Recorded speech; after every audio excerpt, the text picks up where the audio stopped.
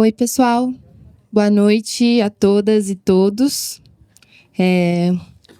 Chegamos, enfim, ao nosso último painel do dia, com muito sucesso. Sejam muito bem-vindos. Eu me chamo Helena Secaf, eu sou coordenadora de pesquisa no Internet Lab, também sou encarregada de dados, e eu vou ser a mediadora do painel de hoje. O tema, como acho que vocês já sabem, dessa 9ª edição do Congresso é Vigilância, Segurança Pública e Processo Penal. E alguns avisos antes da gente começar, alguns avisos mais institucionais, né? A participação do Congresso ela é livre, as palestras elas vão ser gravadas e, terminado o Congresso, elas vão ser disponibilizadas no nosso site e no nosso canal do YouTube. Os certificados de participação, eles vão ser emitidos para aqueles que solicitaram no ato de inscrição e compareceram ao Congresso. E as edições físicas do livro com os textos do último Congresso estão disponíveis ali na banquinha do lado de fora. E, terminada essa edição também, elas vão ficar disponíveis no nosso site em PDF e EPUB. Bom, nosso último painel aqui, a gente vai tratar sobre a expansão do mercado de segurança privado em espaços públicos. Participam aqui da nossa conversa Marina Rongo, Pablo Nunes e Maíra Zapater. Vou apresentar cada um deles conforme eles forem falando. E sem mais delongas, acho que a gente já pode passar para as falas. Então, a gente vai começar com a Marina. Marina é mestra em Governança Global pela PUC de São Paulo e bacharel em Relações Internacionais pela Unifesp. Atualmente, ela é assessora de enfrentamento à violência institucional da Conectas Direitos Humanos. Marina, a palavra é toda sua. Tá funcionando? Alô? Foi. Obrigada. Bom, boa noite a todas, todos e todes. Eu sou Marina Rongo, trabalho na Conectas Direitos Humanos. Eu agradeço o convite do Internet Lab para fazer parte aqui do Congresso e cumprimento meus colegas de mesa, Pablo, Maíra, Helena. E, bom, a chave da Conectas para pensar o tema tem sido analisar a implementação de sistemas de inteligência artificial na segurança pública e entender o impacto a direitos humanos que esses sistemas causam, né? E como a gente está vendo ilegalidades nesses processos e como não só ilegalidades, mas impacto, mais descumprimento de padrões internacionais de direitos humanos. Então, essa é a nossa chave para pensar o tema. E aí, antes de entrar na questão do setor privado, eu gostaria de colocar algumas questões que a gente precisa prestar atenção nesse processo. A gente está vivendo já essa lógica, ela já acontece. Todo mundo anda na rua aqui em São Paulo e tromba com um totem, com câmeras de reconhecimento facial, de identificação biométrica à distância. A própria prefeitura divulgou recentemente que já são 32 mil câmeras ativas do Smart Sampa em São Paulo, sendo que mais ou menos 1/3 é de entidades privadas conveniadas, né, ao programa Smart Sampa, e tem um objetivo de chegar até 40 mil câmeras no fim do ano. Então, isso é um fato consumado, está dado, a gente já vive nesse mundo super vigiado, né? Só que isso tem acontecido sem qualquer tipo de regulação. Então, esse é um ponto que a Conectas tem batido bastante. A gente tem hoje um projeto de lei sendo discutido na Câmara dos Deputados, numa comissão especial, um projeto que foi aprovado no Senado no ano passado. E esse projeto, o texto atual dele, ele tem uma grande questão. Ali é o projeto 2338 de 2023. O artigo 13 desse projeto, ele reconhece que sistemas de identificação biométrica à distância possuem risco excessivo. Ou seja, pela própria definição do projeto, eles deveriam ser de uso vedado. Porém, o que acontece é que eles criaram ali um dispositivo dentro desse artigo permitindo o uso na segurança pública para flagrante delito, para captura de réus evadidos, para identificação de pessoas desaparecidas e para cumprimento de mandados de prisão em aberto. Então, e aí, tem alguma regra para aplicação, já que é permitido, não é mais vedado? Não tem. Então, é uma lógica muito bizarra, porque sistemas menos complexos e com risco menor têm regras mais rígidas do que esses sistemas na segurança pública pelo projeto como ele está hoje. Então, a Conectas ela se posiciona publicamente pelo banimento da tecnologia de reconhecimento facial na segurança pública, por identificar que os benefícios são muito menores do que os riscos que a gente tem para direitos fundamentais, mas, dado o cenário atual, que pelo menos a gente tenha regras muito rígidas e limitações muito expressas para o uso desses sistemas. E aí, acho que já foi bastante debatido hoje, né, nos outros painéis, mas nunca é demais a gente falar sobre os direitos que estão sob ameaça.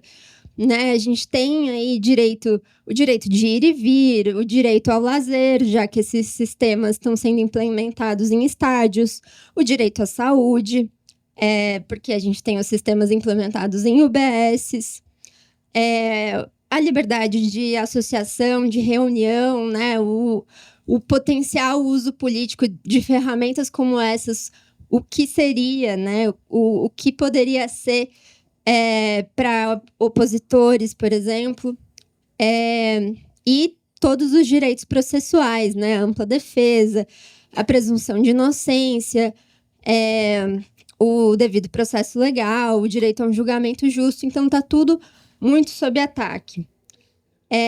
Além disso, a gente tem os algoritmos muito enviesados, né? Eu acho que também isso já foi tratado aqui. A forma como eles são treinados, né? Então, a gente tem aí um potencial de violação do direito à não discriminação. E a gente teve... E aí, o que acaba causando erros dessas tecnologias, né? Então, principalmente, a gente tem um perigo muito grande para pessoas não brancas e para pessoas trans, né? E a gente tem exemplo de erros já que aconteceram, por exemplo, como aconteceu com o seu Francisco, que foi erroneamente identificado numa UBS esse ano em São Paulo. Foi conduzido a uma delegacia de polícia, permaneceu lá por muitas horas, só foi solto quando a sua neta levou seus documentos lá para provar que ele era ele. E isso é uma lógica muito bizarra, né? Do ônus da prova ser da vítima, né? Então, imagina o medo que esse senhor não tem de frequentar espaços de saúde pública, por exemplo, novamente, né? Na idade que tem. Então, esses impactos eles não são menores, como as empresas querem vender, como a prefeitura quer vender. Não é uma coisa banal. E a gente não pode pensar em direitos de uma forma utilitária. E aí, o que tem as empresas com isso tudo? As empresas elas estão participando de vários convênios com prefeituras e estados no Brasil todo. O Panóptico monitora esses projetos, são muitos. E aí a gente pode identificar algumas questões nessa interação público-privada na implementação de sistemas de IA na segurança pública. Uma delas que a gente vê, por exemplo, é que muitas empresas divulgam nos seus marketings a participação e contribuição em investigações criminais, que são de competência exclusiva de forças de segurança pública, segundo a nossa Constituição. A gente teve até há uns 2 anos a denúncia do Intercept de que a empresa Gabriel, que é a dos totens verdinhos, mantinha uma conversa de WhatsApp com a polícia, né? Uma conversa direta, sem ofício, sem protocolos, uma coisa totalmente ilegal e clandestina, né? Então, esse é um grande ponto de preocupação.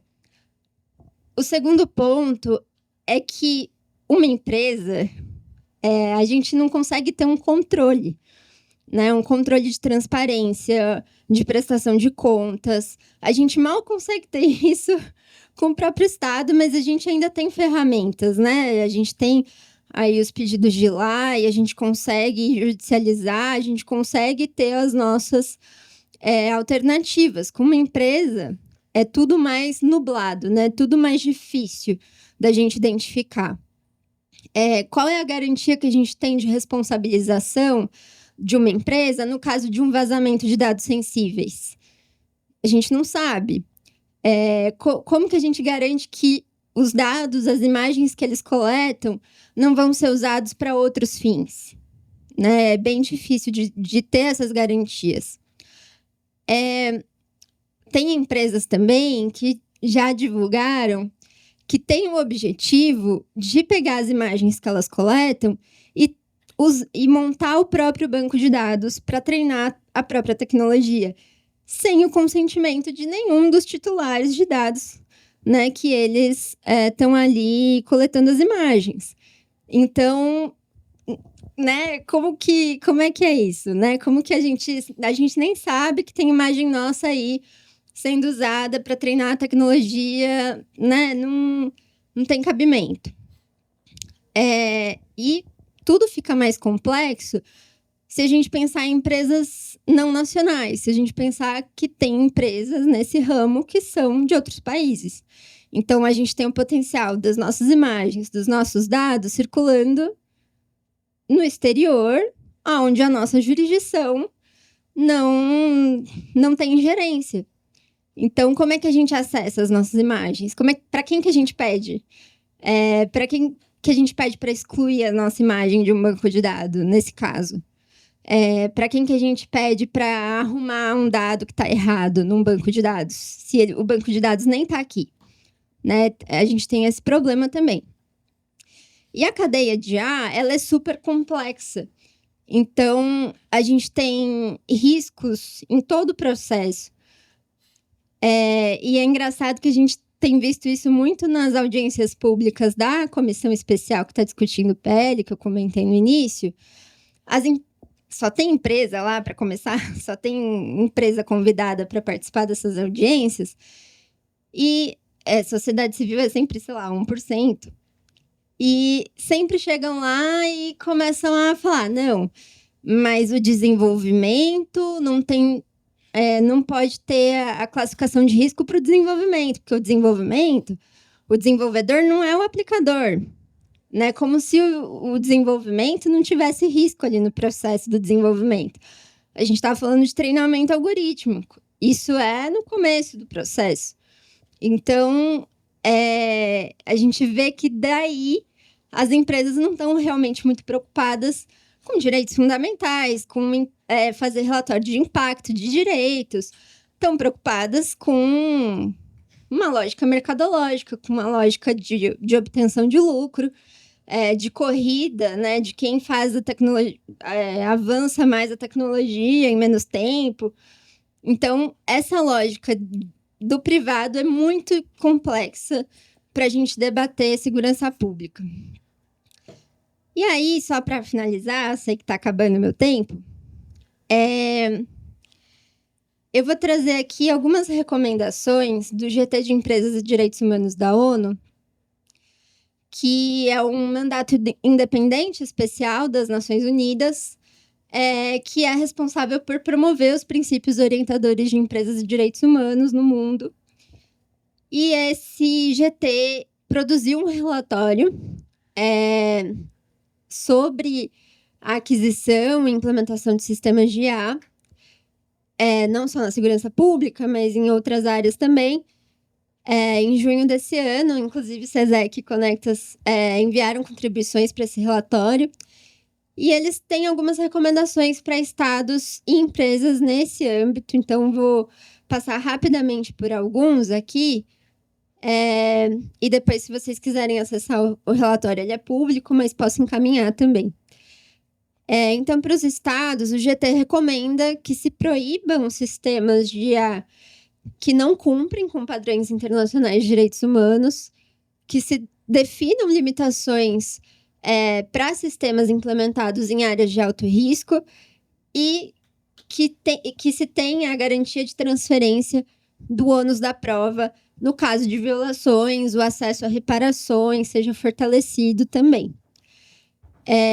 Para as empresas, o GT fala da devida diligência para os direitos humanos, que é aquela criação de regras de governança empresariais comprometidas com direitos humanos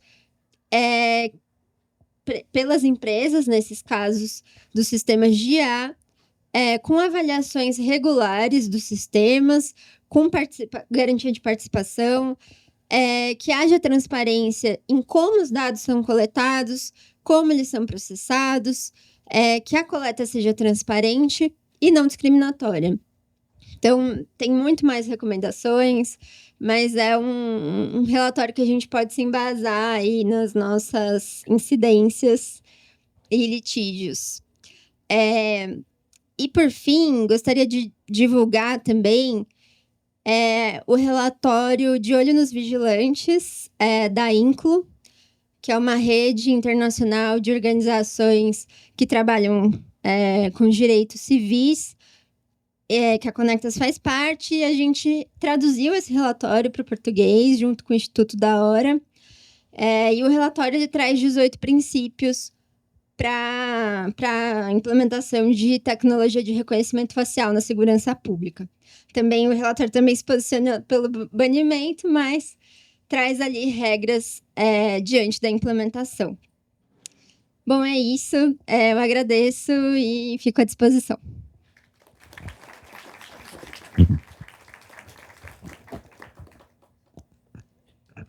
Muito obrigada, Marina. O tempo foi, assim, cravado.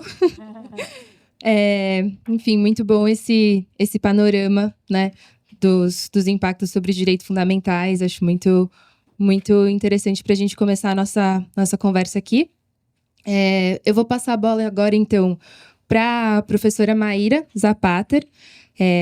A Maíra ela é coordenadora e docente nas áreas de Direito Penal e Processual no curso de Direito da Unifesp. Ela é doutora em Direitos Humanos pela Faculdade de Direito da Universidade de São Paulo. Possui pesquisa de pós-doutorado desenvolvida junto ao Núcleo de Estudos sobre o Crime e a Pena da FGV de São Paulo. Ela é graduada em Direito pela PUC de São Paulo e em Ciências Sociais pela pela FEFELESH. É especialista em Direito Penal pela Escola Superior do Ministério Público de São Paulo. Muito obrigada, Maíra. Vamos ver se está funcionando.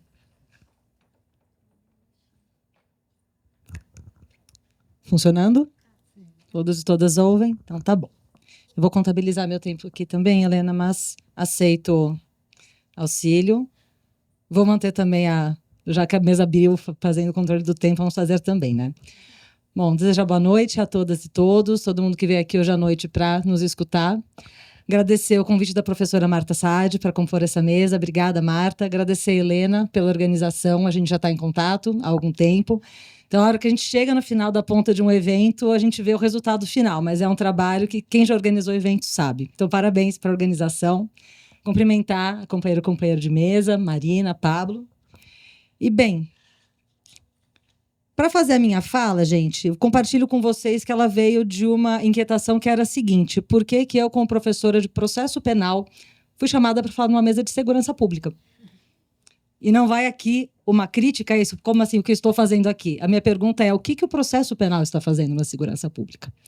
De onde vem essa ideia, essa associação tão lógica, tão amarrada, a ponto da gente estar aqui, né, em vários dias, em várias mesas, discutindo essa relação? Então, acho que é um ponto que eu gostaria de desenvolver e desconstruir, e focando no tema desse painel, que é a expansão do mercado de segurança privada em espaços públicos. Como a gente relaciona isso com o processo penal. Então, a minha pergunta guia, a partir da qual eu vou desenvolver minha reflexão, é: por que o encontro sobre o processo penal aborda o tema da segurança pública e da segurança privada. Qual que é o sentido que está por trás disso? E aí me ocorreu uma hipótese que eu compartilho aqui com vocês e vou compartilhar o raciocínio, né, o percurso para formular essa hipótese, e não vou dar respostas ao final para dizer se essa hipótese vale ou não. Ficamos com a pergunta que a gente pode falar depois. A minha hipótese é a seguinte: a gente parte de um imaginário social em que se associa a segurança pública ao processo penal, que decorre de uma crença muito disseminada na função preventiva da pena. Quanto mais eu estudo direito penal e processo penal, mais a minha sensação individual é que a gente espreme e chega em todas as justificativas que precisamos punir, combater a impunidade para que a gente tenha segurança, que a gente consiga andar nas ruas, que a gente combata a corrupção, que a gente salve o Estado Democrático de Direito, e aí todas as funções que se atribuem ao processo penal, mas hoje eu vou ficar nessa função preventiva, né, mais relacionada a um determinado tipo de violência, um determinado tipo de criminalidade. Então, isso é uma parte desse imaginário, composta por uma segunda parte que é as garantias processuais penais, nesse cenário, entendidas como um obstáculo para políticas de segurança pública. Eu acho que a gente tem um imaginário que nós temos uma questão de insegurança, uma questão de violência urbana, e a gente está falando de uma categoria muito específica de crimes, uma categoria de crimes que nos causa medo, e é no medo que eu quero entrar, e que nos convencem, né? Acho que todos nós somos socializadas e socializados na ideia de que o problema são as garantias processuais penais. O problema é a proteção dos direitos fundamentais. O problema é quem quer dizer que tem risco em seletividade de algoritmo, é dizer que tem direito à privacidade. Abra mão desses direitos todos, porque o seu problema da segurança vai se resolver. Então, essa é a minha hipótese para fazer essa conexão do processo penal com a discussão da segurança. Para fazer o desenvolvimento dessa hipótese, eu estou pensando aqui especificamente nesse medo da violência urbana, né? Porque eu acho que quando a gente fala nesses mecanismos como os totens da Gabriel, Prisômetro, Smart Sampa, olha quantas marcas, né? A gente tem logos, a gente tem várias vendas aqui. A gente está falando de um certo tipo de crime específico em que se selecionam determinados tipos de pessoas e que determinadas pessoas se colocam em lugar de vítima. A gente tem muitos recortes aqui. Então, isso faz parte desse imaginário. E, junto com isso, onde é que vem o medo? O medo que todo mundo tem de ser assaltado, de sofrer uma violência, não é um medo que não seja legítimo, essas situações acontecem. Eu sou frequentemente perguntada por estudantes, principalmente quando eles começam a ter aula comigo, mas, professora, você não tem medo de assalto? Eu falo, o que você acha? Mas, professora, você critica a punição. Sim, uma coisa não tem nada a ver com a outra. Não quer dizer que você não sinta esse medo que é compartilhado por todo mundo. E aí a questão da segurança privada entra onde? Esse mercado, porque se trata de uma empresa vendendo produtos e serviços, ela precisa que a gente fique com medo o tempo todo. Você não vai comprar o alarme da Car System. Gente, eu não estou ganhando recebidos, tá? De nenhuma dessas marcas aqui, mas são marcas que chegam. A gente não compra alarme da Car System, a gente não instala alarme da Verisure, a gente não vai olhar e falar que bom esse poste da Gabriel, olha o Smart Sampa, se a gente não tiver com medo. Sem medo, nada disso vai acontecer. Então, é a partir dessa ideia que eu quero desenvolver minha hipótese. Para pensar nisso, eu vou fazer referência a duas obras que eu gosto muito para pensar a questão do medo não como uma emoção individual, mas como um fenômeno cultural coletivo. É claro que o medo ele é uma emoção do indivíduo, é a emoção humana que faz com que você se proteja de perigos, desde tropeçar e cair. Então, vou olhar, ver se não tem um buraco, eu vou olhar antes de atravessar a rua. Medo é bom. Na evolução da espécie dependeu do medo, até aí está tudo bem. Mas o medo, para funcionar, ele precisa tirar a sua racionalidade. Se tem o leão te perseguindo na floresta, eu acho ótimo que o exemplo sempre é o leão, né? O leão tem um lugar específico do planeta, mas o exemplo é o leão está correndo atrás de você. O leão está correndo atrás de você, o medo não vai fazer com que você pare para pensar se o leão está perto, onde vai te fazer correr, vai dar uma descarga de adrenalina, você para de pensar. O medo serve para fazer a gente parar de pensar. Então, eu queria que a gente ficasse com isso em mente. Essas duas obras de referência que eu estou citando aqui são A História do Medo no Ocidente, de 1300 a 1800, do Jean Delumeau, historiador francês, e Medo na Cidade do Rio de Janeiro, da Vera Malaguti. Por que eu quero pensar essas duas obras? Delumeau, nessa obra da História do Medo do Ocidente, ele é considerado um dos primeiros autores, né, pelo menos dentro da história, né, da historiografia, a trazer essa leitura do medo não como emoção individual, como eu disse, mas como fenômeno cultural. E ele passa a identificar como os medos culturais eles mudam em cada época. Existem medos que são recorrentes. Então, ele menciona, por exemplo, estou passando bem por alto pela obra dele, né, não é falar sobre o livro, mas é para relacionar com o ponto onde eu quero chegar. Ele fala, por exemplo, que, em um dado momento, e ele está falando aqui de Europa, né, então tem esse recorte geográfico também, que o medo ele vem do sobrenatural e vem da natureza. Então, o medo do ser humano na Idade Média é o medo do mar, para aqueles que vão para a navegação, é o medo da peste, é o medo de Satã, é o medo dos mortos, é o medo dos fantasmas, não é medo de assalto. Medo de assalto não é universal. Medo de extorsão, medo de sequestro não é universal. Mas, para nós, hoje, o medo de Satã não é universal. Então, me parece uma construção bastante rica pensar que o medo faz parte de uma expressão cultural de um determinado momento. Depois penso no livro da Vera Malaguti, Medo na Cidade do Rio de Janeiro, em que ela discorre sobre a construção do medo no começo da modernidade no Rio, a partir do medo do outro, que é o outro periférico. Então, depois da abolição das pessoas escravizadas, você tem as pessoas ex-escravizadas vindo para as cidades, mudando aquela conformação. E o medo de uma determinada parcela hegemônica das pessoas, desse outro que vai ter uma cor diferente, um aspecto diferente, mora em outro lugar e que passa a representar um perigo. Porque a ideia do perigo associada ao crime, e aí todos esses pontos da seletividade, aí acho que tem um diálogo com a fala da Marina, é algo novo. O homem da Idade Média que tinha medo do Satã, ele não tinha medo de ser assaltado por 2 homens negros numa moto na Faria Lima, né? Era um outro medo. Então esse medo ele se constrói a partir da modernidade, a partir de outras categorias que vão ser mobilizadas aqui. Mas qual que é o ponto em comum entre essas duas obras e aonde eu quero chegar para a gente pensar o mercado da segurança privada e o processo penal? Essas duas obras vão pensar o medo como essa construção cultural, mas também política, como uma forma de sociabilidade. A gente se relaciona com outras pessoas a partir do medo que se tem nessa época. Então, se a gente pensar tribunais da Inquisição, é o medo de Satã, é o medo da bruxa, é o medo da heresia. Nossa, como eles eram ridículos, olha só o que eles faziam. E a gente que põe poste para ver onde as pessoas estão andando, já pensou? Eu imagino um congresso daqui a 200 anos falando, gente, o povo do século XXI era muito louco. Eu tenho essa torcida, na verdade. Estou esperançosa hoje, gente. Estou muito esperançosa. E essa construção, nessa forma de sociabilidade, desde então, desde sempre, a gente pode pensar como uma forma de exercício de poder, exercício de controle. Pessoas que estão com medo não pensam. São pessoas muito fáceis de serem persuadidas. Que você precisa queimar uma bruxa, que você precisa rezar para os deuses do mar não tragarem a sua caravela, que você precisa de uma câmera na porta do seu prédio para você não ser assaltado. Eu gosto muito dessa lógica da câmera para você não ser assaltado, da colaboração com as investigações, porque a lógica interna dessas empresas não me convence. Porque se você viu um crime, você está investigando o crime, a pessoa que foi assaltada sofreu a violência. Então, cadê essa segurança? Como que prisão pode refletir mais segurança? Mas eu chego lá, estou me antecipando. Estou na metade, estou. Então, esse medo, né, que é essa emoção que retira a racionalidade, e que eu vou chamar aqui, provisoriamente, de um medo desencantado a partir da modernidade, desencantado aqui no sentido do Weber, de se pensar o ser humano agora é racional, agora a gente desencantou, agora a gente descobriu a razão iluminista e vai dar tudo certo. Aí vem a Primeira Guerra Mundial, mostra que não. E todo o resto que acontece depois. Mas estou falando de um medo desencantado porque a gente passa a ter medo não do sobrenatural, mas daquilo que nos atinge, vindo do periférico, vindo das classes perigosas, vindo das mulheres, vindo das pessoas trans, enfim, todas as etiquetas que se coloca no outro que se apresenta como um perigo. Junto com isso, aí eu chego no processo penal.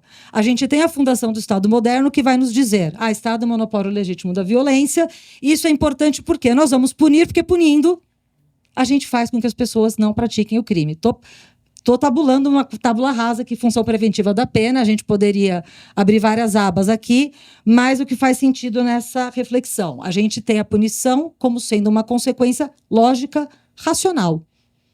Uma relação de causalidade. Se há crime, deve ter pena. Por quê? Porque se tiver pena, as pessoas não delinquem. E aí entra a crença que a gente acha que tem racionalidade.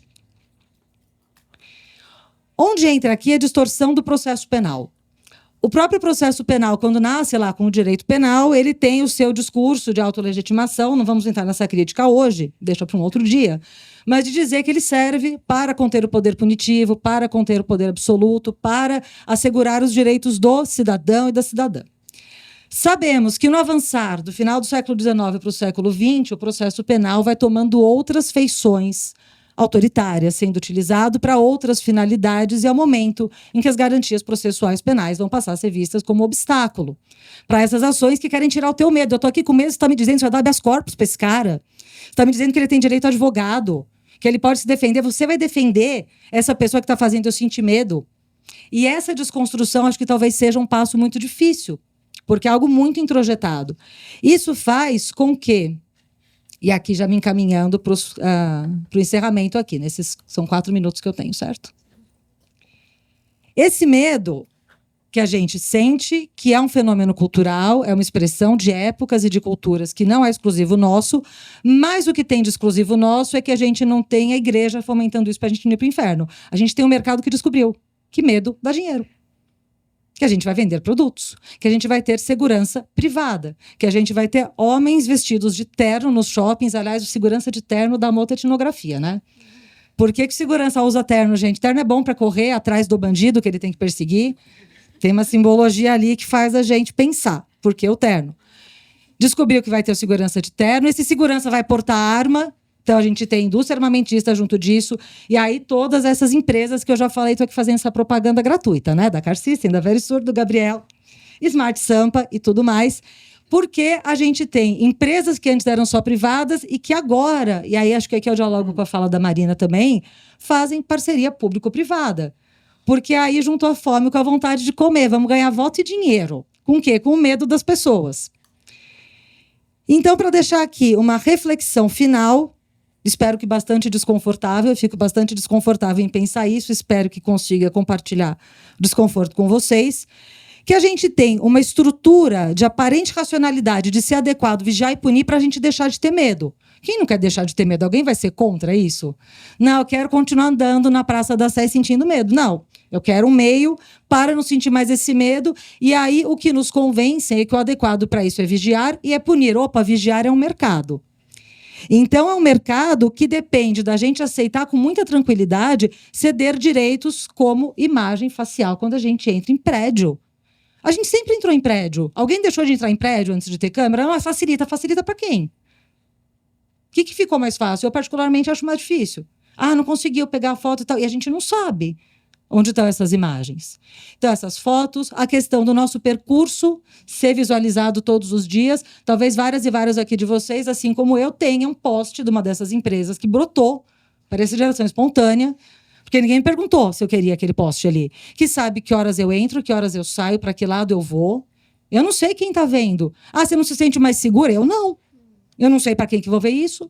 Eu não sei quem está do outro lado, mas nos vendem isso como um produto que vai ser capaz de mitigar esse medo. E a gente se torna ainda mais apto a aceitar flexibilizações de garantia processual. O primeiro lugar que se mexe é sempre a garantia processual penal, porque ela é entendida como medida de segurança pública. Então, a reflexão que eu digo é, nós, professores de processo penal, a gente não tinha que estar aqui, mas temos que estar para desfazer essa confusão. Então, com isso eu encerro, faltando 20 segundos. Tá tudo certo? Obrigada, gente.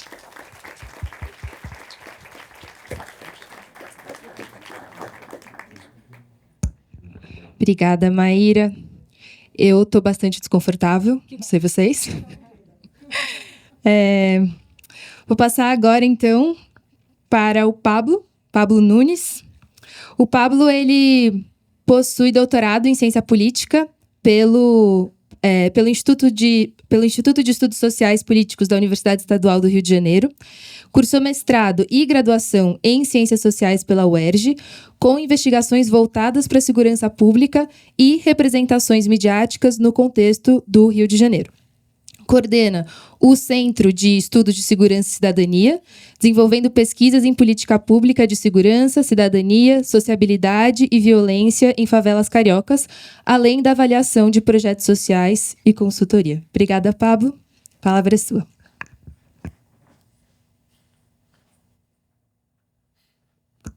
Olá, gente. Boa noite. Em primeiro lugar, queria agradecer ao convite, novamente, a Fernanda, a Marta, a Helena, por todo o trabalho, por toda a atenção no processo de construção desse congresso. Tenho a felicidade de dizer que é a terceira vez que eu participo. Eu estava aqui fazendo um exercício de memória, né, porque na minha cabeça eram 2 vezes, mas eu participei 2 vezes presencial e uma vez online também, que foi a primeira vez que eu participei, ainda na pandemia, fazendo a curadoria de um painel sobre reconhecimento facial e reconhecimento fotográfico, né? E depois eu voltei, né, e aí presencialmente, para debater exatamente esse tema que a gente está debatendo hoje, que é o mercado privado de câmeras para a segurança pública. Eu acho que talvez vocês tenham encontrado alguma coisa relevante no que eu disse, me chamaram novamente para falar sobre o tema, apesar de eu me considerar completamente incapaz depois das 2 apresentações maravilhosas das minhas colegas de painel, aqui eu saúdo. Então, só queria realmente dizer que é muito feliz e alegre, né, poder estar mais uma vez no Congresso. Enfim, tem sido um prazer voltar sempre e espero que a gente possa continuar, né, com essa parceria. Eu fiquei muito mobilizado pela apresentação tanto da Marina quanto da professora Maíra, porque eu acho que das 2 apresentações a gente recoloca alguns problemas que parecem muito imediatistas, né, no sentido de que respondem a um medo, um anseio, né, que muitas vezes é direto e não passa pelo racional, né, como a professora Maíra já disse muito bem, né, ou seja, violência, medo, insegurança se respondem com câmera, vigilância e olhos, né, para controlar aqueles potenciais de crime, de violência e de medo, né? Mas que, no final das contas, quando a gente olha a questão dando um passo atrás, a gente vê que, na verdade, são dilemas que a gente já tem se debatido por muito tempo, né? No caso das câmeras privadas, né, eu venho do Rio de Janeiro, sou do Rio de Janeiro, e lá é o berço da Gabriel, onde ela se construiu e onde ela se consolidou, né, como um dos grandes players nesse mercado de câmeras chamadas inteligentes, né, que hoje se expande cada vez mais, e agora também, Gabriel, em todo canto de São Paulo a gente encontra. Mas qual é a lógica, né, que permite com que empresas como Gabriel, como CoSecurity, como Yellow Cab e outras tantas também que operam aqui em São Paulo e em outros estados possam existir e possam proliferar, né, e ganhar dinheiro com esse mercado de vigilância privada no Brasil. E outra pergunta também que me faço é como é que, de determinado momento, a gente simplesmente parou de pensar numa segurança que deveria ser um direito público para ser algo que a gente garante privadamente, quem tem dinheiro consegue, quem não tem, que se lasque com os resultados dessas políticas públicas falidas que a gente já conhece, né? Só para que a gente fique um pouco com um número expressivo, né? Hoje em dia, no Brasil, a gente tem 571 mil agentes de segurança privada em operação. Isso dá mais do que o número de policiais militares e de policiais civis juntos que nós temos. Nossa frota, nosso número, né, esse contingente de vigilantes é maior já do que as 2 polícias somadas de todo o Brasil. Então, que mercado é esse? Que mercado e que empresa e que lógica foi essa que se construiu, que se consolidou no Brasil, para a gente, inclusive, achar super normal e natural que a gente tenha nossos vigilantes com terno e gravata em todos os lugares que podem pagar, né? Eu acho que fiz uma linha do tempo rápida da história do Brasil para pensar um pouco nesse processo de consolidação dessa ideia de vigilância privada, focando basicamente na metade dos anos 80 e no início dos anos 90, né? Esse é um momento que o Brasil está se redemocratizando, é um momento em que o Brasil está lidando com questões muito profundas e que até hoje são dilemas, né, da construção das nossas cidades. É esse momento em que há um inchaço das cidades, migração, há um processo de consolidação de periferias nos grandes centros urbanos, e também é um momento em que o Brasil, de certa maneira, entra na rota internacional do tráfico, principalmente de cocaína, né? E aí se começa a consolidar essa figura perigosa, essa figura violenta, esse inimigo número 1 da segurança pública brasileira, que é o traficante, que é o meliante, que são essas classes classes perigosas que vão cometer, que supostamente em qualquer momento vão cometer um crime, né? Como o próprio professor Michel Miss, que faleceu esse ano, chamava de sujeição criminal, né? Essas pessoas que têm aspectos que a gente que são sujeitos exatamente, que já são propensos, obviamente no imaginário, né? Propensos ao crime. E esse processo se consolida, né? Em 10 anos, de 85 a 95, a gente tem um crescimento de 112% no número de vigilantes privados no Brasil. E esse processo todo de expansão, ele se concretiza e ele se fortalece a partir de mas um fraquíssimo arcabouço normativo para regular, né, a vigilância privada.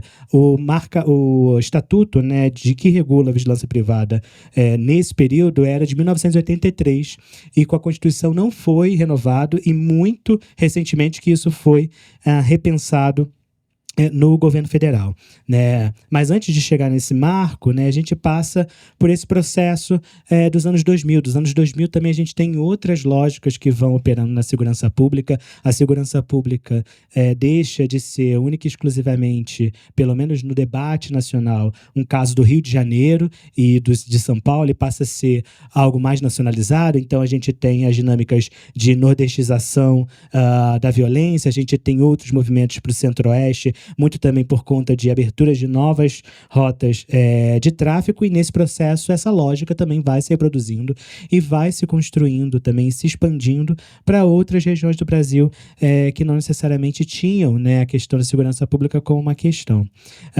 E aí a gente chega no processo que foi um dos mais caóticos e dos mais complicados, né? A gente chega em 2017 no Brasil com a super alta, né, com o pico e o recorde de número de mortes por homicídios, né? A gente chegou ao número que nunca mais foi registrado, né? Nem só no Brasil. O Brasil continua sendo o país que mais registra números absolutos de homicídios no mundo, mas esse ano a gente teve a marca de superior a 67 mil pessoas mortas, e nesse processo a gente consolida essa ideia do medo, essa ideia da percepção de insegurança, essa ideia de que a qualquer momento você pode ser alvo de uma bala perdida, que é normalmente o que acontece no Rio de Janeiro, ou sequestros e outros tipos de crimes violentos. Só para dar alguns dados, em 2018, a gente teve no Rio de Janeiro a intervenção federal, né? Então, os militares tomaram conta da segurança pública no Rio de Janeiro. Eu não quero falar muito sobre isso, porque isso daria outro congresso, mas a gente fez um levantamento de opinião pública para entender quais eram os principais medos dos cidadãos do Rio de Janeiro em relação à segurança pública. E qual era a proporção da população que se sentia afetada ou com medo e insegurança em relação a esses determinados temas, né? E, por exemplo, pessoas que tinham medo de serem vítimas de homicídio, né, durante um tiroteio, era 98% da população do Rio de Janeiro. A gente está falando de quase totalidade das pessoas no Rio de Janeiro sentem esse medo ao sair das suas casas. E que mercado e que campo fértil maior a gente poderia ter, se não esse, né? Num lugar em que o medo é generalizado, o medo atinge todas as parcelas da população, e obviamente a gente sabe que esse medo e essa violência ela não atinge todas as pessoas, mas o medo ele é compartilhado de certas maneiras, e aí nesse momento a gente tem realmente essas respostas privadas, na medida em que a falência dos projetos de segurança pública se mostram cada vez mais vocais, né? É nesse momento também que as UPPs, que foram a última grande possibilidade de construção de uma política pública com muitos erros, muitos problemas, não quero também entrar, também daria outro congresso, mas a gente via ali que havia um projeto para a segurança pública baseado não no confronto, mas numa resolução de conflitos sem o uso da violência, e esse projeto fez água, né? Então há um desencantamento também, há um certo fadiga, né, da população carioca com essas soluções mediadas, né, de solução à violência, para soluções que seriam muito mais voltadas para a lógica de proteger o que é seu, de uma proteção privada, de enclaves urbanos, onde há, né, o uso dessa segurança privada como fundamental para se consolidar e se proteger, né? E aí a gente chega nessa onda agora das câmeras, como a Gabriel e outras tantas, né? Lá em 2019, 2020, a Gabriel começa suas atividades lá no Rio de Janeiro e ela era vendida como uma startup de câmeras inteligentes que fazia reconhecimento facial. Dá para pegar essas matérias em registro, e também fazia análise de situações de possível cometimento de crimes, né? Então, havia toda uma discussão sobre elementos ali ecológicos do ambiente captados pelas câmeras que poderiam ser preditivas de um possível cometimento de crime, uma lógica completamente complexa, e muitas das vezes também que acaba discriminando, né, pessoas de maneira mais excessiva. E ela começa, nesse processo, a se expandir na mesma época em que há essa disseminação das câmeras de reconhecimento facial usadas pelas polícias militares e também outras agências, como as guardas municipais aqui no Brasil, né? E a partir desse fôlego, a gente teve também crescentemente as questões relacionadas à crítica ao uso de câmeras de reconhecimento facial, campanhas pedindo banimento do reconhecimento facial, da qual Conectas e SESEC fazem parte, já começam desde aquele momento a criticar esse uso, e aí a gente tem uma mudança de rota da Gabriel. A Gabriel, ela começa a fazer falas públicas, dizendo que eram totalmente contra reconhecimento facial, que sabem que reconhecimento facial não funciona, que discrimina, que erra muito, e que eles são completamente contra e que nunca vão usar reconhecimento facial. E, de certa maneira, eles meio que burlaram essas críticas e se expandiram sem nenhum tipo de pressão, sem nenhum tipo de resistência, né? Antes, que era uma startup voltada na Zona Sul, a zona turística, a zona mais rica do Rio de Janeiro, hoje a Gabriel está totalmente disseminada pela cidade, tanto na Zona Norte, que é uma região onde tem as grandes e os grandes complexos de favelas, né? Não que as câmeras estejam ali, mas nos bairros mais abastados dessa região. E agora também num processo de ida para a Zona Sudoeste, que o prefeito criou essa zona nova esse ano, então estou tendo que sempre lembrar que não é mais Zona Oeste, é Zona Sudoeste do Rio de Janeiro, que é uma área completamente conhecida pela disseminação das milícias, que também, obviamente, né, não quero ser leviano, mas que tem uma parcela significativa nessa ideologia e nessa construção mesmo desse mercado de segurança privada, né? Tem um levantamento da Pública mostrando as grandes conexões que várias dessas empresas de segurança privada têm com grupos milicianos e com outros policiais conhecidos por malfeitos durante a sua atuação enquanto policiais. E aí, o que essas câmeras vendem, né? Elas vendem, principalmente a Gabriel, e aí eu tenho até alguns dados de caráter pessoal, né? A Gabriel foi até o meu prédio vender as câmeras dele há 2 meses atrás, então eu vim preparado assim, com uma etnografia sobre esse uso. E é muito interessante porque eles vendem se vocês pararem para pensar, a lógica anterior de disseminação de câmeras era uma câmera que muitas vezes era escondida, né? Não era muito vista para a pessoa não saber, inclusive na lógica do panóptico, né? A pessoa não saber de onde estava vendo a vigilância, para exatamente criar esse efeito. Olha, sei que tem uma placa ali dizendo: sorria, você está sendo filmado, eu não estou vendo a câmera, ela pode estar me filmando, então vamos todos ficar dentro, né, das 4 linhas. E aí a Gabriel, ela entende que não. Na verdade, a gente tem que fazer o contrário. A gente tem que mostrar essa câmera. Não só mostrar com LED, mostrar ela verde, um totem de 3 metros e tudo mais. Numa estratégia diferente, né? De tentar vender um tipo de poder dissuasório da câmera a partir dessa ostensividade da câmera, né? Então, é essa lógica que a Gabriel vende, né? O vendedor lá, ele falou: olha, o que a gente quer é que cada condomínio tenha um totem desse e um bandido, né, usando os termos que ele usou, ele consiga ver essa rua toda iluminada de verde e saber que não pode cometer um crime aqui. Então, bom, enfim. esse efeito dissuasório é parte central da venda da Gabriel. A outra parte central é a integração com a polícia, como a Marina já disse, uma integração que muitas vezes é totalmente não documentada, né? Essa matéria do Intercept, eu tive, não vou dizer o prazer, mas eu tive contato com a apuração e realmente é chocante. O que entrou na matéria é uma fração do que o repórter trouxe, mas que já mostra exatamente o perigo desse uso. Eu sei que meu tempo estourou, eu vou pedir 2 minutinhos só para terminar. Por fim, né, essa integração com a polícia e, por fim, essa sensação de segurança que seria fomentada por essas câmeras que estariam ali vendo essa situação a partir também de uma criação do que eles chamam de uma segurança compartilhada entre a comunidade, né? Veja bem. E aí eu fui pregar um pouco, porque, veja, a gente fez o Daniel até mencionou o estudo que a gente fez sobre Smart Sampa, a gente fez uma avaliação de impacto das Smart Sampa, procurando entender exatamente qual é esse apelo político em relação ao uso dessas câmeras. Defender as pessoas, reduzir os crimes, dar uma segurança pública mais eficiente para o cidadão. Vamos ver se isso reduz o crime? Porque, da nosso ponto de vista, e até que foi em diálogo com a professora Maíra, as câmeras de reconhecimento facial não vão prevenir crime nenhum, né? Elas vão atrás de uma pessoa que tem um mandado de prisão em aberto, de um crime que ele já cometeu. Então, qual seria esse efeito? Seria um efeito dissuasório, ou seja, dessa permanência, dessa presença dessa câmera, enfim, e toda essa bibliografia que existe, né, desse efeito que as câmeras têm para além da produção das imagens, mas também da própria existência da câmera, né, enquanto um efeito dissuasório.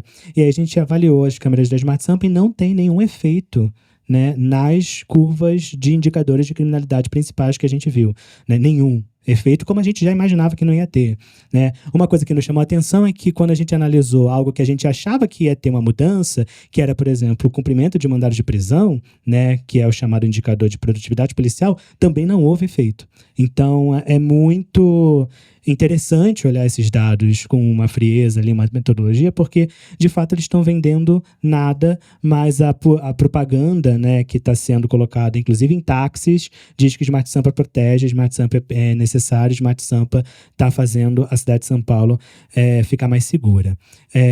O que eu tenho achado, né, e eu mergulhei um pouco sobre esses estudos sobre o efeito dissuasório, é que boa parte das meta-análises que já estão sendo feitas agora mais recentemente mostram que essas câmeras não têm, né? Esse poder dissuasório ele tem diminuído muito, muito inclusive por conta da banalização dessas câmeras.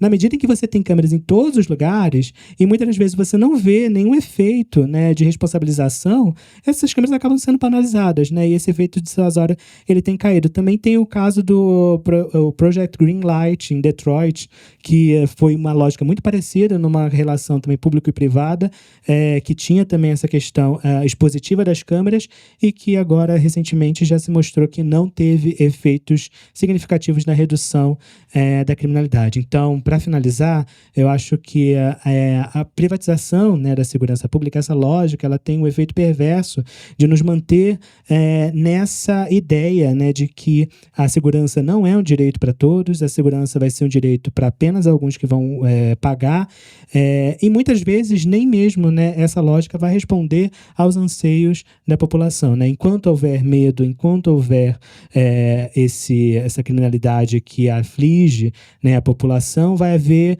novas possibilidades, né? Vai ter a Gabriel para proteger o seu condomínio, vai ter a Verisure para proteger sua casa, o seu estabelecimento comercial, vai haver a Car System para proteger seu carro e por aí vai, né? Não é assim que a gente vai conseguir construir uma segurança pública que realmente produza segurança para a população. Na verdade, a gente vai acabar aprofundando, né, essas dinâmicas de discriminação e de uma geografia variada dos efeitos deletérios, né, dessas políticas públicas de segurança que acabam recaindo nos mesmos territórios, que não podem pagar, né, por mais proteção. Mas é isso. Obrigado.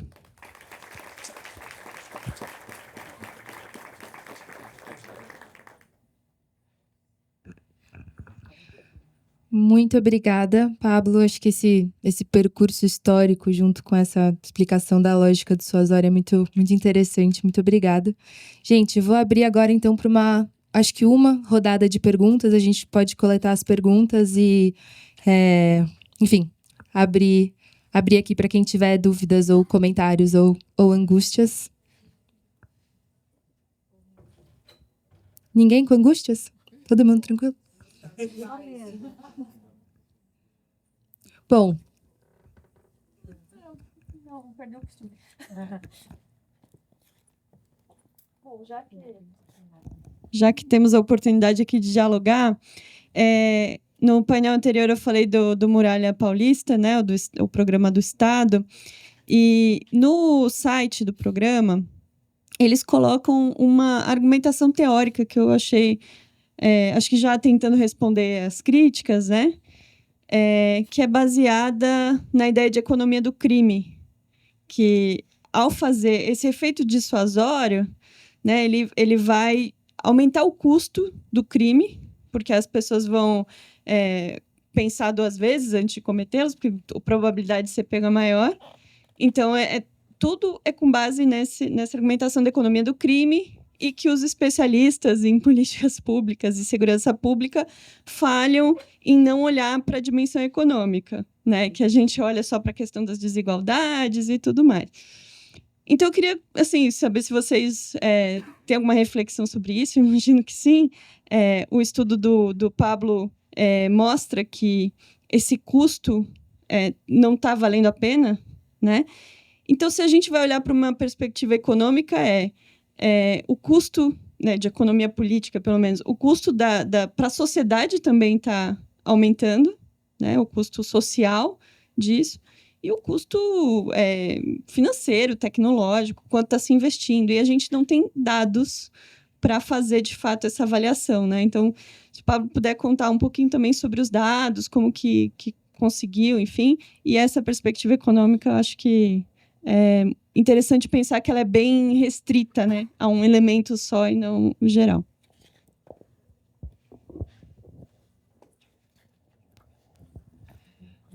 Não, fantástica mesmo. A minha dúvida, na verdade, é uma pergunta se a gente pode analisar o mercado privado de segurança atualmente como duas ofertas distintas de serviço.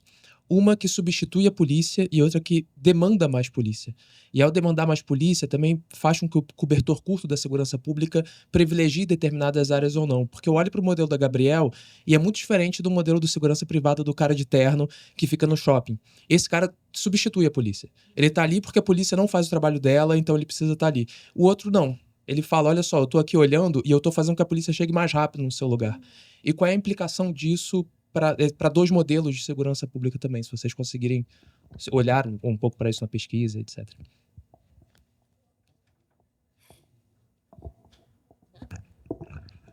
Bom, acho que a gente pode fazer que nem nas outras mesas, né? A gente responde pela ordem de fala, talvez, e aí acho que já considerações finais para a gente terminar por aqui.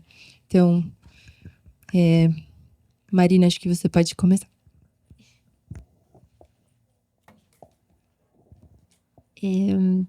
Não, só respondendo o comentário sobre o custo, de fato, tem já estudos analisando, na própria campanha Tire Meu Rosto da Sua Mira, uma das questões que analisou lá no primeiro edital do Smart Sampa, né, era o custo de milhões, né, são projetos milionários, e a efetividade é pouca ou nula. Então, de fato, acho que esse é um argumento que a gente também precisa estampar um pouco mais, né, para combater justamente essa lógica da economia do crime, né, porque não está prevenindo o crime e ainda é um custo para a população, é um custo para direitos, mas é um custo financeiro, é um custo de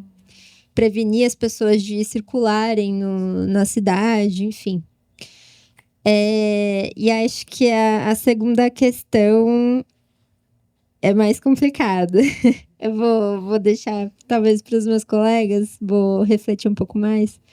Mas eu gostaria já de agradecer o convite novamente. E que bom que a gente está podendo refletir sobre essas questões. A gente tem quebrado a cabeça um pouco, né, de de reunir mais pessoas, especialistas, jornalistas, organizações que estão pensando sobre isso, porque a gente está sendo atropelado, né? Eu sinto como se a gente estivesse sendo atropelado, a coisa totalmente sem regulação, e a gente com os nossos direitos totalmente à mercê. Então, que bom que a gente teve esse espaço e que a gente possa continuar dialogando sobre. Obrigada.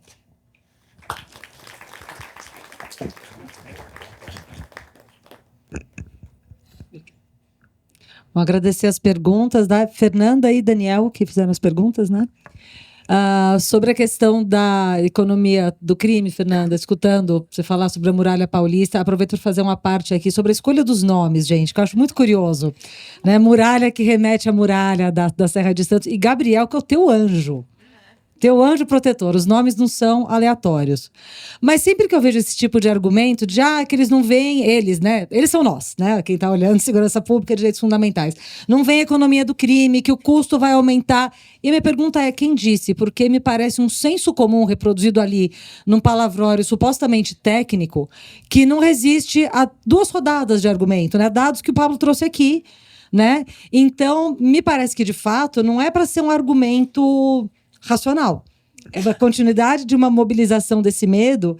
E enquanto eu escutava aqui a tua pergunta, me fez lembrar do James Q. Wilson, né, o teórico da segurança do governo Reagan, no Think About Crime, quando ele diz que a sensação de segurança é mais importante do que reduzir crime. Isso é um pensamento muito interessante, que ele fala, olha, se você saiu na rua, você fez a economia girar e está tudo certo, ainda que você esteja sofrendo o mesmo risco de ontem, para a economia tá bom. Então, tudo depende da perspectiva. Se essas propagandas, né, políticas, econômicas, estão pensando na economia, eles não estão interessados se de fato reduzir o crime. Mas as pessoas estão se sentindo mais seguras, mas ainda com aquele medinho para continuar comprando, né? Então, me parece que é um senso comum revestido de um discurso técnico. A pergunta do Daniel está me fazendo pensar que foi, nossa, verdade, o que você falou, são 2 dimensões realmente. Né? O segurança do shopping, ele está ali com o recado de dizer, a polícia não vai chegar aqui, mas você tem todo um mercado de contratações, etc. Sempre me chama muita atenção a questão das armas, né? Porque o lobby da indústria armamentista conseguiu, o primeiro furo que teve do Estatuto do Desarmamento é para a segurança privada. Isso eu acho muito sintomático. Mas eu concordo quando você diz que os Smart Sampa, os totens, etc., é para fazer a polícia chegar mais rápido. A primeira reflexão que me ocorre aqui de bate-pronto, e vou ficar com outras perguntas ainda, é que tanto um quanto o outro, nenhum deles fala sobre melhoria do trabalho da polícia e da categoria e da carreira. E aí, puxando a brasa para a minha sardinha do processo penal, a gente vê as ações penais começando com base em flagrantes mal feitos e inquéritos mal conduzidos. E isso tem literatura farta a respeito, né? Da gente dizer, tem condenações feitas em provas frágeis, reconhecimentos que são anulados depois, testemunhas que não são chamadas. E na medida em que a gente vai criando serviços em que nenhum deles, você fala, passa pela ideia de vamos melhorar salário de policial, vamos melhorar a carreira, me fugiu a palavra aqui, mas prestigiar a carreira, fazer com que ela seja mais interessante, me parece que isso também fomenta esse mercado. Então, melhoria da polícia, melhoria da investigação, melhoria da qualidade do processo penal, até para quem entende que a condenação é importante lá no final da ponta, né? Que se a gente vai querer condenar, para quem acredita que a condenação faz alguma coisa, eu sempre digo que a gente tem liberdade de crença. Para quem acredita que a punição vai fazer alguma coisa, está tudo certo. Mas mesmo para quem acredita, essa punição ela precisa ser legítima, ela precisa partir de uma investigação robusta. Que esses serviços, a tua pergunta me fez pensar, gente, não vai vir. Porque o serviço ele está suprindo, é mais interessante manter o mercado. Então, encerramos com angústias, com muita tensão, muito desconforto, mas quero só agradecer novamente ao convite, agradecer a Helena pela organização, a Marta por ter me contatado, foi um prazer estar aqui. E agradecer para vocês também.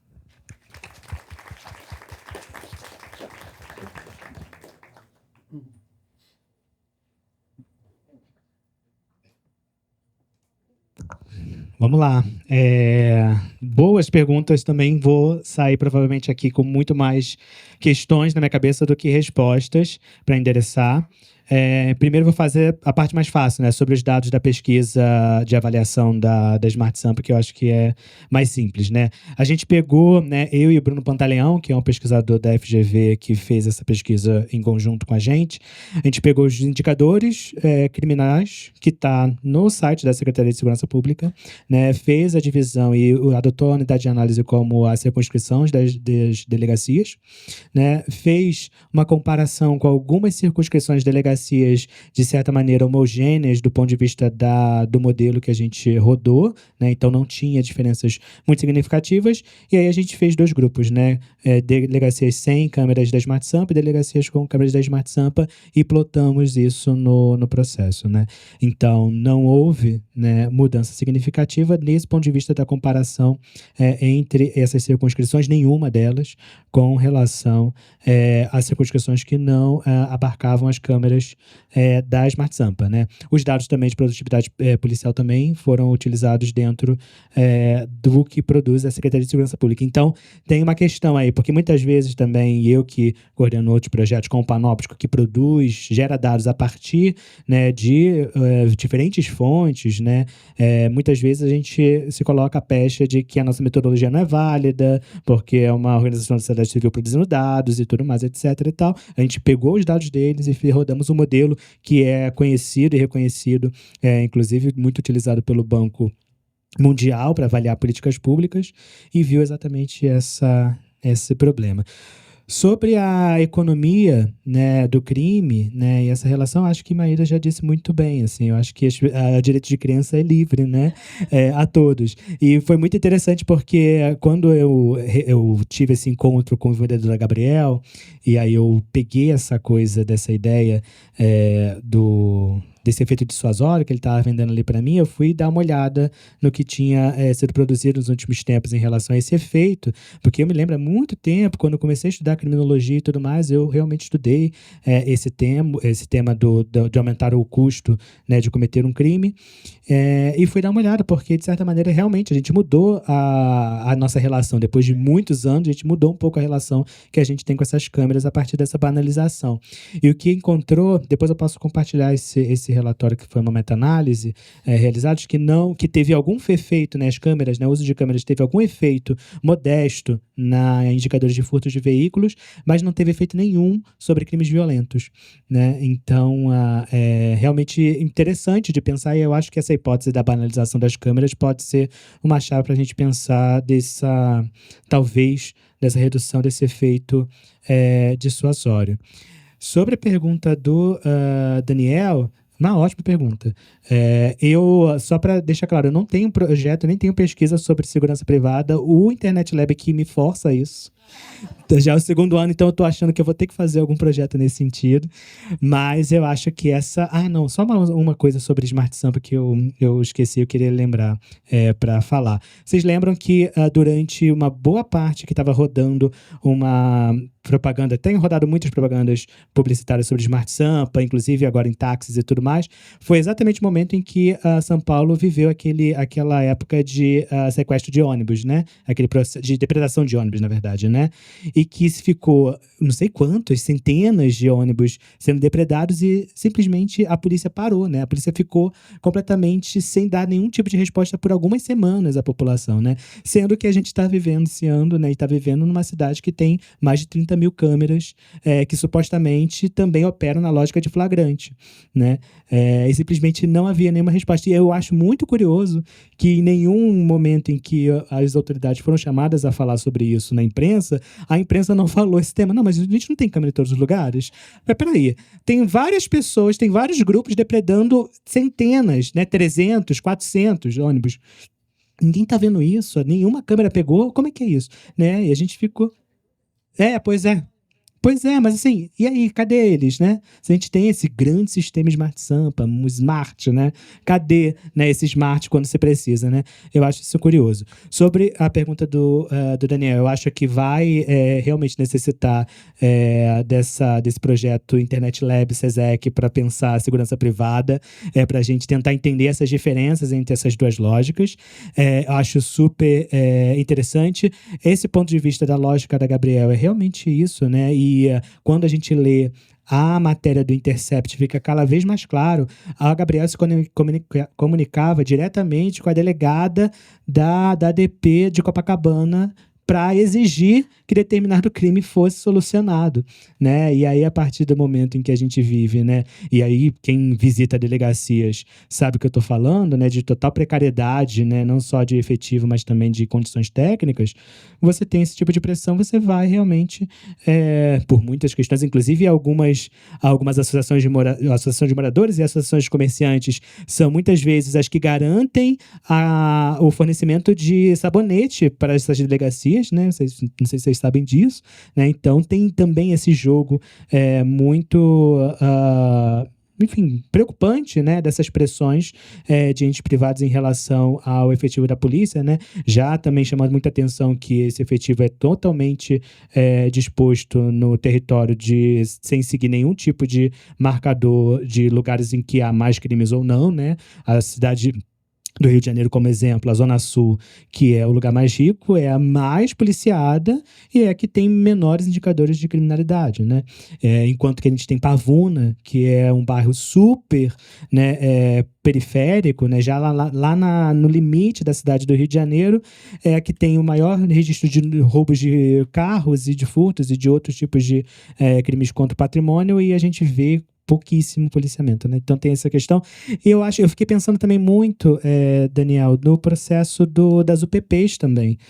E das UPPs e da segurança presente, né? Que aí é uma outra lógica de duplicar meio que esse contingente policial, né? Nas UPPs havia, obviamente, a Polícia Militar, mas havia um processo muito rápido de expansão do efetivo policial para fazer o que ele chamava daquela saturação no território, né? E a partir desse processo da saturação, a gente garantiu que as UPPs tivessem uma queda dos indicadores de criminalidade, mas toda a região em volta das UPPs viram os preços aumentarem. Inclusive, né, a gente teve muitas questões relacionadas ao mercado imobiliário nessa época que teve uma redução. Então, não sei, eu acho que a gente tem alguns cases que seria interessante da gente pensar para fazer essa avaliação, mas eu acho que essa, com certeza, é uma diferenciação, né, dos usos de segurança privada que vai fazer completamente uma diferença no que se refere à mobilização do efetivo da polícia e da própria solução ou não das questões de segurança pública desses territórios. Acho que é isso. Vamos sair com muitos incômodos, né? Muitas angústias, muitas perguntas, muitos projetos para tentar endereçar algumas respostas, mas realmente agradeço e sigo à disposição para o debate. É isso.